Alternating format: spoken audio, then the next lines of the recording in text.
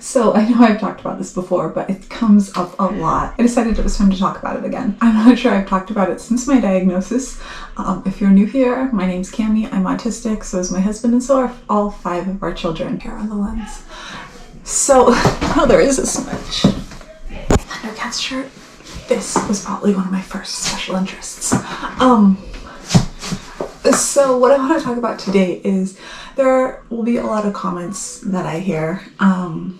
Sometimes they are directed at me or other autistic adults, sometimes from parents who have really young kids who have just been given a diagnosis. It's either, "You're nothing like my 3-year-old," or "My 3-year-old is nonverbal," or like, "My severely autistic 2-year-old," usually followed by indications that they feel like the kid is always going to be where they are right now. That not speaking when you're 2 or 3 means you're going to be not speaking for the rest of your life. Having a high level of needs as a 2-year-old or a 3-year-old means you're going to be an autistic adult that has a high level of needs. And the autistic adults that can type or can speak or can do anything that your 2 or 3-year-old can't do obviously can't understand. And that's what I'm talking about today. I am an autistic adult, but as I said, I am also the parent of kids who are autistic.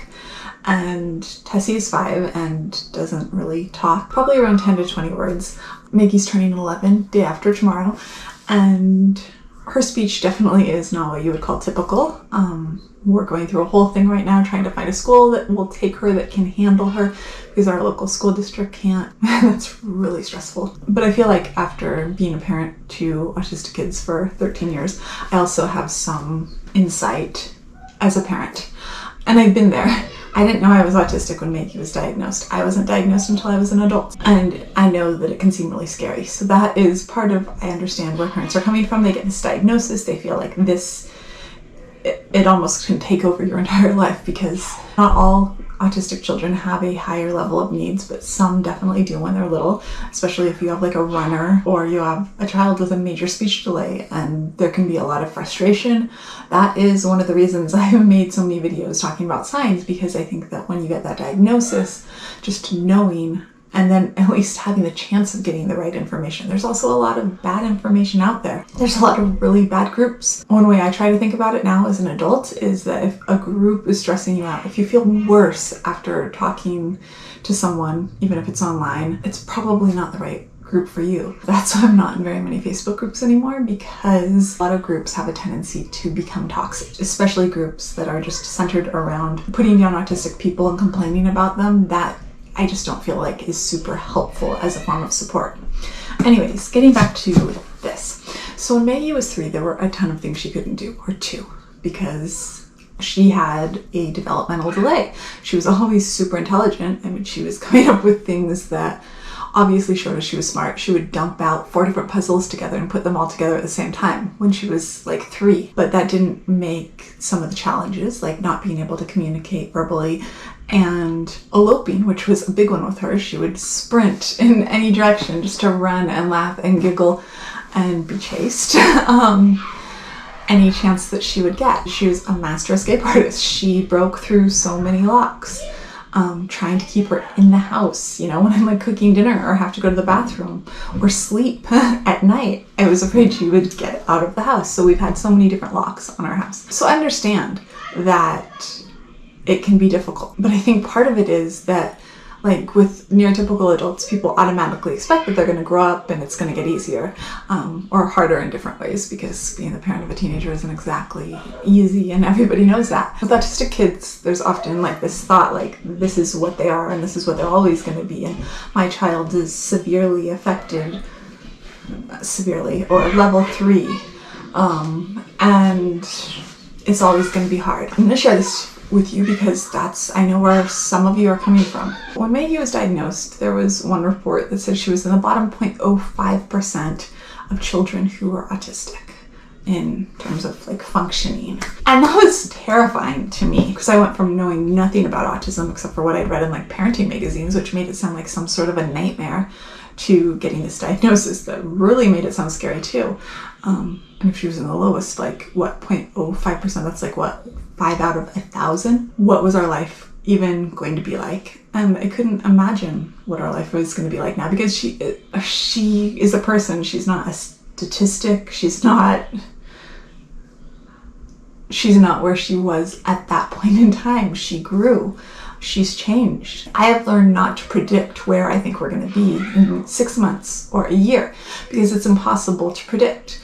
One major challenge we had was that she hated water on her head or in her hair, which is kind of funny for someone who loves mermaids and loves getting in the water at the pool. Didn't mind water there, but showers, bath, anything washing her hair was terrifying until it wasn't.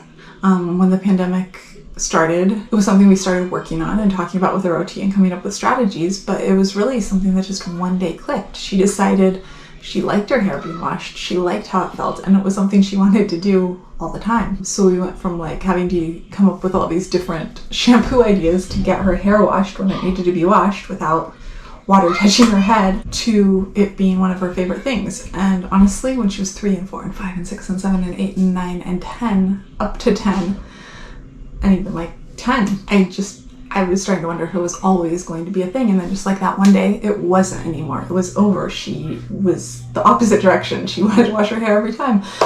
She got in water. She loves washing her hair now. She loves being in the water, and she's good about it. There's just so many examples of that, where 1 month we're at one place and then everything can totally change, because autistic people develop differently than neurotypical people. Where your child is right now isn't where they're going to be forever. Where they are isn't static. It's not.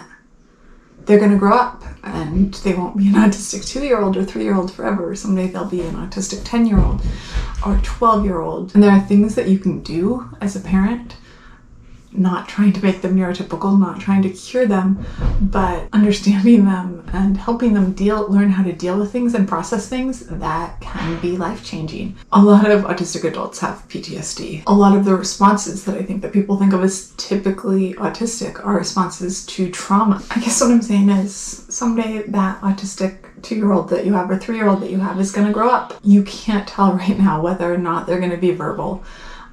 You can't tell whether or not they'll be able to speak or how well they'll be able to speak. Sadie wasn't talking at 3. At 6, her language was evaluated as that of a 2-year-old. She's completely graduated from speech now and is extremely articulate. But the thing is, at 3, her speech, what she could say, was very similar to Maggie and Tessie. And they've all developed in completely different ways because they're different people.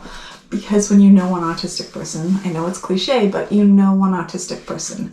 And just because you have a 3-year-old and you know one autistic adult doesn't mean you can measure that your 3-year-old is going to be like that autistic adult. Whether you think of that as a really good thing or a really bad thing. We're each our own people, and honestly, if there's one thing I've learned as a parent, it's that it's hard to judge where any of my kids are going to be a month from now, much less where they're going to be in a decade or 2 decades or 3 decades. People ask me all the time whether or not I think I'm going to have to be Maggie and Tessie's caregivers for the rest of their lives, and I have no idea. I can't tell you that now. Is it something that I'm prepared for? Yes, it is. I also won't be surprised if neither of them need me as adults, because the way they suddenly just have spurts forward, or if they need some sort of modified care, I don't know. I don't know where we're going to be. I don't know what 10 years from now is going to bring, or 20 years from now. And that's just life. I think probably one of the things that bothers me the most is how many people reject advice or help from autistic adults because they aren't exactly like their autistic children right now. There are people who say things like, well, my kid isn't one of those autistics that just decides when they're 37 that they're autistic. And it's like, well, number one, I didn't just decide. I was autistic my whole entire life. I was undiagnosed. Being undiagnosed and autistic has its own host of problems where you think you're just really bad at things. People call you different names. People say, they're not going to label their child, but we all have those labels. For me, it was more like snobby and cold and stubborn and inflexible and a lot of different things like that. Other people get lazy and stupid, and if your kid has a developmental disability, I can guarantee you they're gonna get labels, but it's whether or not that label is something that can actually get them help, can help them find people who think the same way, because that is huge. When you feel like no one thinks the same way as you, it's lonely and depressing and alienating. Realizing that there's other people that think in a similar way to you can be a huge relief. Finding people that understand you can be a huge relief. But I guess that's kind of a different video. Anyways, if you have an autistic child, let autistic adults help. Maybe not me. There's tons of amazing resources out there. There's adults out there that have experiences similar to your child. I promise you, there just are. There were adults that didn't speak until much, much later. My experience is probably much more similar to Sadie's, our oldest. But that doesn't mean that there aren't autistic adults out there that express themselves now, that can tell you what it was like, that can help. And I think part of it is not being so bogged down in thinking that this is the worst thing that's ever happened, that you can't see that help when it's right there in front of you. There are a lot of autistic adults out there that want to make sure that your kid didn't go through the same sorts of things that they went through, that are willing to offer advice and help. Please take that help. Anyways, that is it for today. If you like this video, I would love it if you'd give it a thumbs up. And if you're interested in all things autism, I'd love it if you'd hit subscribe, and I'll see you tomorrow. Bye. Oh my gosh. My eyelashes are coming off. I'd get up so many times, and when I sat down I was so ready, and now it's like I'm falling apart. Let's see if I can at least get a picture that looks okay with